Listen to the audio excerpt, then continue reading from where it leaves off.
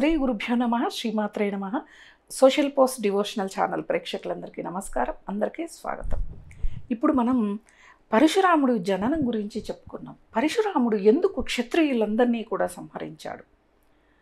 అసలు ఆయనకి పరశురామ అనే పేరు ఎట్లొచ్చింది? వాళ్ళ తండ్రి పెట్టింది రామ అని పెట్టుకున్నాడు జమదగ్ని మహర్షి.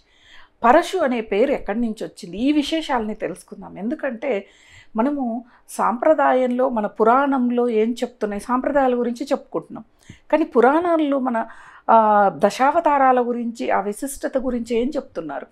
మిగతా అవతారాలన్నీ కూడా చదవటం చెప్పడం చాలా సులువు.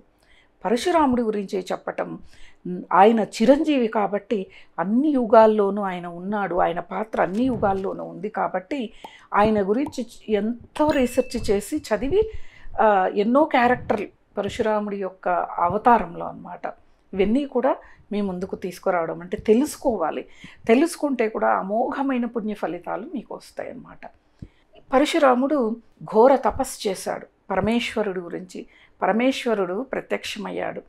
అయిన తర్వాత ఏం కావాలో కోరుకో అని చెప్పి అంటే, అప్పుడు పరశురాముడు ఏం చెప్తాడు అంటే, నాకు మిమ్మల్ని చూడగానే నా కోరికలన్నీ పటాపంచలైపోయాయి, కానీ ఒకటి అడుగుతున్నాను. అసలు ఆ పరశురాముడిని చూడగానే పరమేశ్వరుడికి ఆయన అంశ ఆ పరశురాముడిలోకి పంపించేశాడు. పంపించేసి, సరే నువ్వు ఏ కోరిక కోరకపోయినా కూడా నేనే నీకు నా గొడ్డలిని, అంటే పరశు అంటారు అన్నమాట, దాన్ని నేను నీకు ప్రసాదిస్తున్నాను. ఇది ఎప్పుడు ఉపయోగించాలో అప్పుడు మాత్రమే ఉపయోగించాలి అని చెప్పి ఆ పరశు గొడ్డల్ని ఆయనకు ప్రసాదించి వెళ్ళిపోయాడు.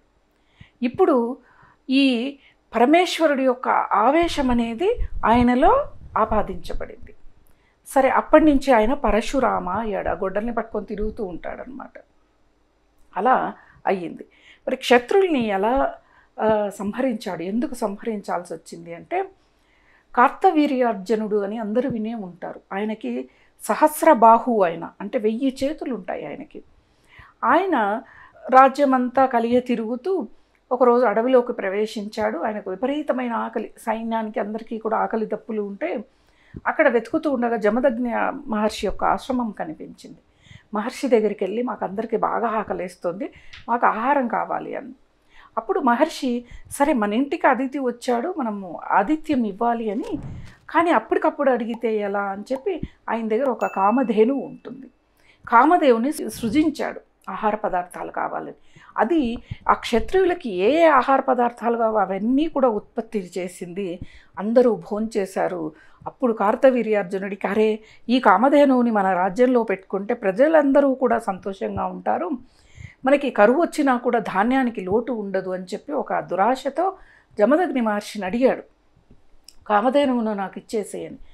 ఆయన, నేను ఇవ్వను, ఇచ్చే ప్రసక్తే లేదు, మమ్మల్ని కాపాడుతోంది కామధేనువే, ఈ అడవిలో మేము ఎలా బ్రతుకుతున్నామంటే కామధేనువు వల్లని. అంటే అలాగా అని చెప్పి ఆయన మాట లెక్క పెట్టకుండా కామధేనువుని లాక్కొని వెళ్తున్నాడు.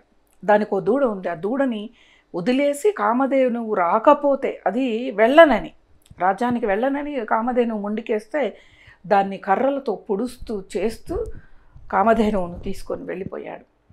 ఎప్పుడైనా కానివ్వండి, గోవుని మనం ఎప్పుడూ కూడా తెలిసి తెలియక కూడా కొట్టడం కానీ హింసించడం కానీ మనం చేయకూడదు, మహాపాపం. అదే ఈ కథ. అప్పుడు పరశురాముడు వచ్చాడు, తండ్రి దిగాలుగా ఉంటే ఏమైంది అని అడిగాడు. ఇలా జరిగింది అనగానే పరశురాముడికి కోపం వచ్చేసింది, ఆవేశావతారం కదా, వెళ్ళిపోయాడు. కార్తవీర్యార్జునుడి దగ్గరికి వెళ్ళి ఆయన్ని చితక్కొట్టి మరీ సంహరించాడు. సహస్రబాహుల్ని ముందుగా ఆయన గొడ్డలతో సంహరించాడు, తర్వాత చంపేశాడు.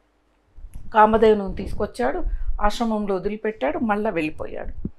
వెళ్ళిపోయిన తర్వాత ఈ కార్తవీర్యార్జునుడి కుమారులు ఆశ్రమానికి వచ్చి పరశురాముడి కోసం వెతికాడు, లేడు. జమదగ్ని మహర్షి తపస్సు చేసుకుంటూ ఉంటే కూర్చున్నవాడిని కూర్చున్నట్టుగా సంహరించాడు. ఈయన అడవులకు వెళ్ళాడు దర్భ కోసం పరశురాముడు. అప్పుడు తల్లి రోదిస్తూ బాధగా పరశురామ పరశురామ పరశురామ అని పిలుస్తూ ఉంటుంది. అప్పుడు ఆయన అక్కడెక్కడో దర్భ కోస్తున్న వాడికి తల్లి రోదన వినిపిస్తుంది. ఇంత ఘోరంగా తల్లి రోదిస్తుంది ఎందుకు అని ఆ తల్లి ఎన్నిసార్లు రోదించి పరశురామ అని పిలిచిందంటే 21 సారి పిలిచింది. గబక్కున వెళ్ళిపోయాడు. ఇన్నిసార్లు పిలిచింది, ఏం జరిగింది నా తల్లికి అని చెప్పి వెళితే అక్కడ జమదగ్ని మహర్షి మరణించి ఉన్నాడు. చాలా ఆవేశం వచ్చింది. మళ్ళా వెళ్ళి కార్తవీర్యార్జునుల కుమారులను కూడా సంహరించాడు. తల్లికి అప్పుడు చెప్పాడు, క్షత్రియులకి ఎందుకు ఇంత అహంకారం, ఇంత వాళ్ళకి ఆవేశం, ప్రతిదీ వాళ్ళకి కావాలనేది.